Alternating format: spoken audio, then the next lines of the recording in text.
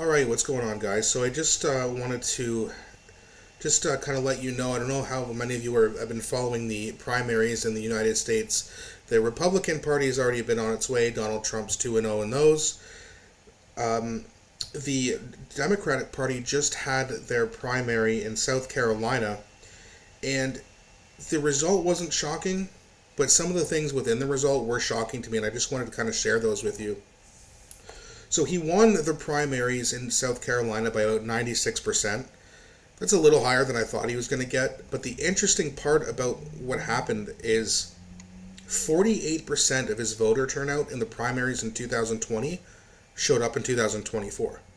So 52% of the people who voted for him in 2020 decided, you know what, I'm staying home. In my opinion, this is a huge reflection on how Democrats feel about any candidate that is not part of the deep state or the establishment. Dean Phillips and Marianne Williamson were probably the two best candidates in the Democratic Party. They combined for about 4% of the vote. I thought that, I know the primary is not as important as the federal, well, it's kind of as important as the federal election, but more people vote in the federal election than they do in the primaries in most states. I would have thought that those 52% of the people, I thought most of them would have showed up and either supported Dean Phillips or Marianne Williamson. So, that just kind of speaks volume about how, Marianne Williamson just couldn't hit the ground running with Democratic voters. Same thing with Dean Phillips. And again, I don't mind Marianne Williamson. I don't think she's a great candidate, but she's certainly better than Biden. Now, what's interesting is that these people would rather stay home than vote for either Marianne Williamson, Dean Phillips, or Joe Biden. What's interesting, and what I thought I had about that is, what does that mean for Robert Kennedy? I know he's not in the Democratic Party anymore, but are these 52% of the voters that stayed home, are they staying home because they're just sick of it? They've had 4 years of Trump. They've had 4 years of Biden. They don't care. They're just going to stay home during the primaries and stay home during the federal election?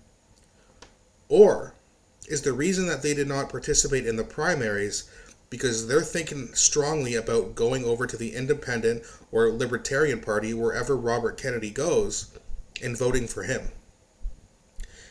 If that's the case, he's going to get a lot of votes in the South Carolina. Probably not enough to win the electorate. But if Democratic voters are staying home, it's going to be between Trump and Kennedy. Trump probably still wins, but that could also change. We still got 9 months before the election. Kennedy is, continuing to do his tour and continuing to have his events, campaigning. He's doing a really good job, in my opinion. But it is interesting to me to think, if these Democrat voters are staying home, are they staying home because they're just fed up or they just don't care anymore? Or are they staying home because the guy they really want isn't in the Democratic Party? I'm not saying that for sure is the case. I hope it's the case. It would be nice, especially if you're someone like me and you support Robert Kennedy Jr., but this is not great news for Biden and his turnout. It's even worse news for Marianne Williamson and Dean Phillips because they're probably going to drop out of the race soon. Yeah, and again, it's only one primary. That doesn't mean, the whole race is over, but that's bad news if you only get a couple percent of the vote. Vivek Ramaswamy got 8% in his first primary, and then he dropped out after because he realized he had no path.